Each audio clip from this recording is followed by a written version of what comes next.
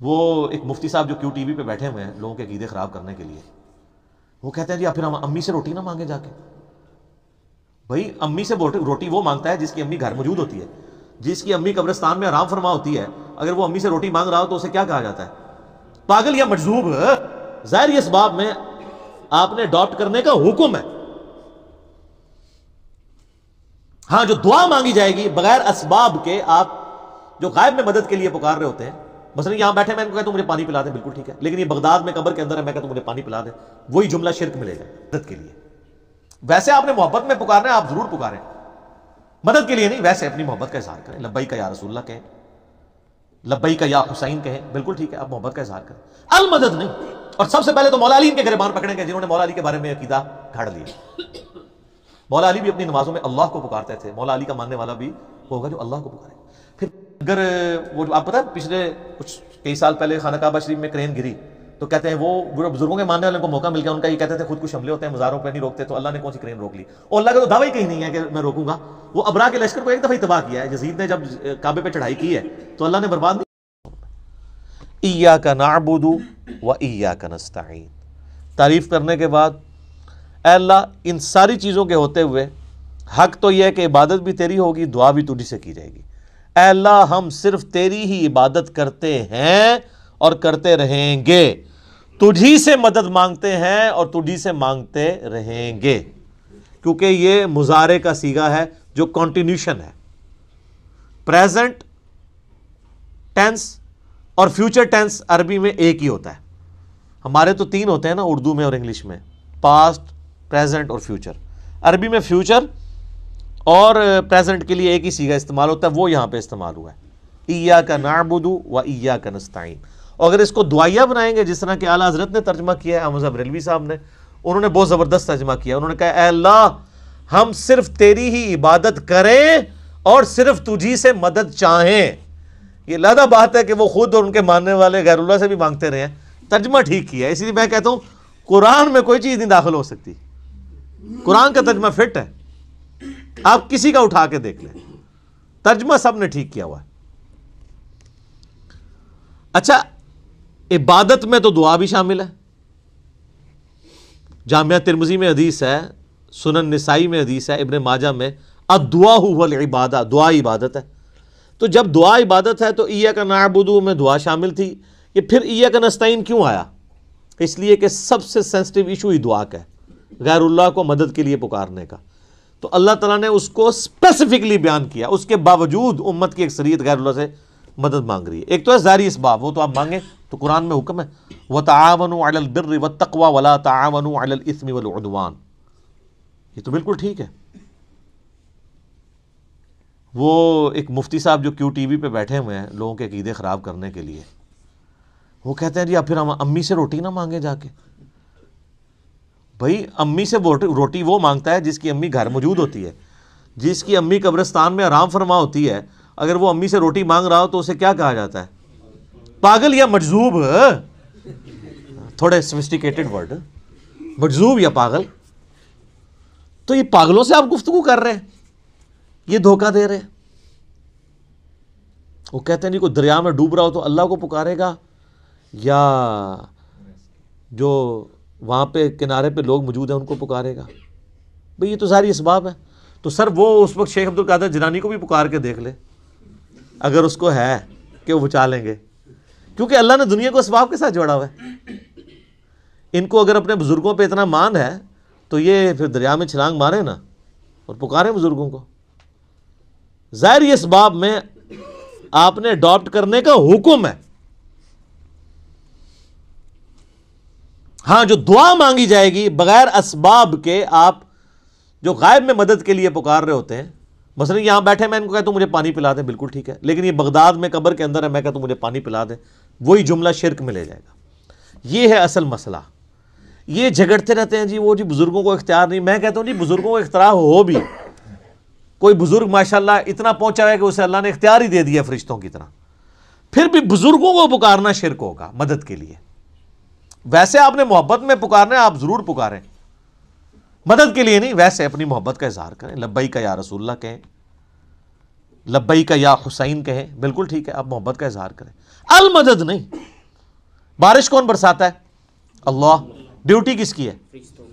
تو بارش فرشتوں سے مانگی جائے گی یا اللہ سے؟ اللہ سے. اچھا اگر کوئی فرشتوں سے مانگ لے کہ یار خیر اللہ نے ڈیوٹی لگائی ہے، سر وہ مشرک ہو جائے گا. اور یہ قرآن میں لکھا ہوا ہے. آپ پارہ نمبر 20 کھول لیں اگر کسی کو توفیق ہو. میں نے کئی بار سنا ہے، میں ایک جگہ بیٹھا ہوا تھا، وہاں پہ ایک شیعہ ذاکر بھی تھے. اب مجھے 2-3 دن پہلے، شیعہ عالم تھے بلکہ ذاکر نہیں تھے، 2-3 دن پہلے پتہ چلا ہے وہ فوت بھی ہو گئے. بہت علمی آدمی تھے، اللہ تعالیٰ ان کی مغفرت کرے. تو وہ ان کے ساتھی بیٹھے تھے، وہ کہتے ہیں جی ٹھیک ہے ہم یا علی مدد نہیں کہنا چاہیے، لیکن جو یا علی مدد کہتا ہے آپ اسے کیوں کہتے ہیں، وہ شرک کر رہا ہے. میں نے کہا اس لیے قرآن میں لکھا ہے. تو میں نے یہ آیت سورہ النمل کی آیت نمبر 62 پارہ نمبر 20 کے آغاز میں، امن یجیب المضطر اذا دعا ویکشف السوء ویجعلکم خلفاء الارض االہ مع اللہ. بھلا بتاؤ تو کون ہے جو مصیبت میں گھرے ہوئے شخص کی فریاد کو سنتا ہے اور اس کی تکلیف اس سے دور کرتا ہے، اور تمہیں اپنے ماں باپ کے مرنے کے بعد خلیفہ کرتا ہے اس زمین پر. االہ مع اللہ، کیا اللہ کے ساتھ کوئی اور الہ بھی ہے جس کی یہ کوالٹی ہو؟ قلیلا ما تذکرون، بڑے کم لوگ ہی نصیحت پکڑتے ہیں.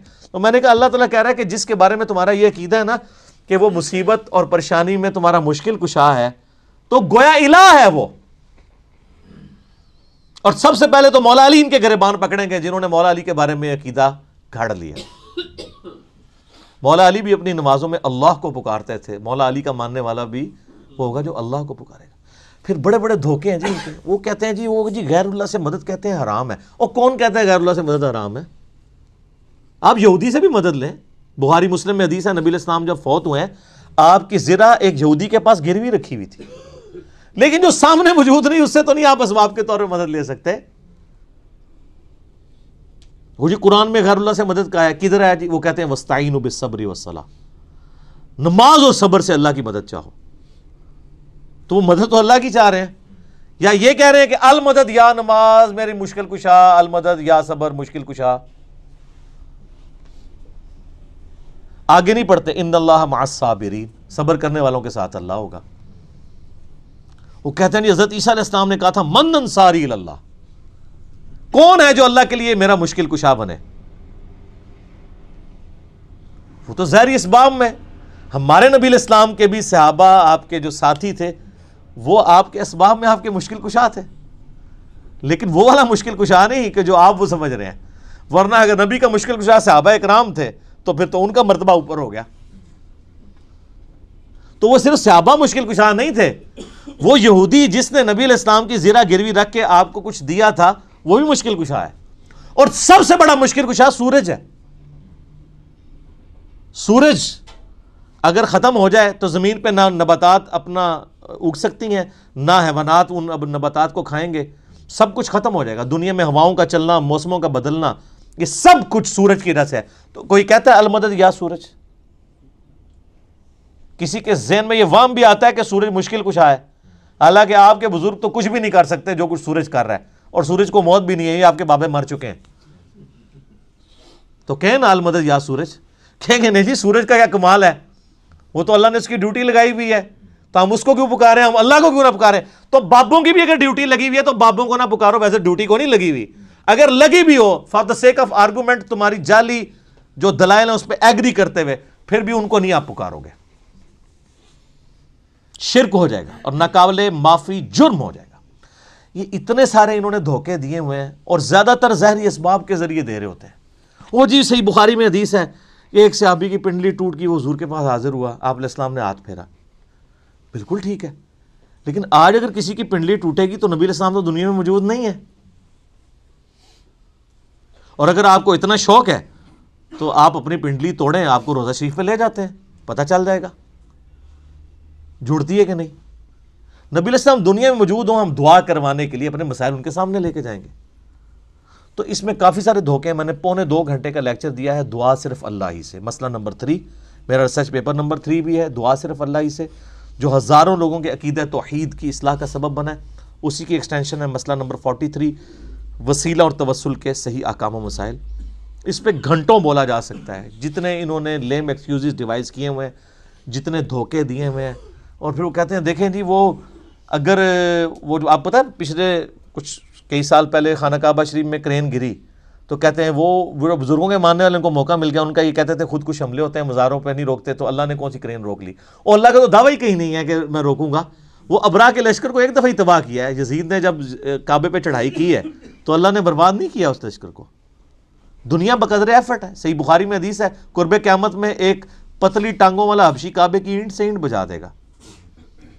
اللہ نے حفاظت وہ ابراہیم علیہ السلام کے لیے ایک دفعہ ہی آگ ٹھنڈی ہوئی ہے، کئی صحابہ جو ہیں وہ آگ میں جلائے گئے ہیں، رومن امپائر کی جنگوں میں تیل کے کڑاؤں میں ان کو ڈالا گیا ہے۔ لیکن آپ کا دعویٰ ہے کہ آپ کے بزرگ سب کچھ کر سکتے ہیں، ہم کہتے ہیں پاکستان کی بجلی پوری کر دیں۔ اچھا یہ بزرگ جب بیمار ہوتے ہیں، یہ تو آغا خان میں اور شفا انٹرنیشنل میں جاتے ہیں، آپ بیمار ہوتے ہیں آپ کو اٹھا کے مزار پہ لے جاتے ہیں۔ آمدہ کوئی بزرگ بیمار ہو چیخیں بھی مارتا رہے، اس کو کہ نہیں سر دسو جانا کیڑے مزار تے ہے، اسپتال نہیں تو کھڑنا۔ دنیا کے مہنگے ترین ہاسپٹلز میں یہ علاج کرواتے ہیں، آپ کو کہانیاں کرائیں گے کہ ہمارے پاس لے کے آؤ ہم بائی پاس کریں گے۔ کوئی دنیا کا بزرگ جو ہے وہ مجھے ختنہ کر کے بتائے، بائی پاس تو بہت بڑی چیز ہے، بلیڈ مارے بغیر، کیونکہ بائی پاس تو بغیر بلیڈ کے کرتے ہیں نا، وہ سب جھوٹ فراڈ۔ اور صحیح ہو رہا ہے آپ کے ساتھ، کیونکہ آپ نے دین بین لوگوں کے حوالے کیا ہوا، تو دیکھیں پھر آپ کے ساتھ کیا کر رہے ہیں وہ۔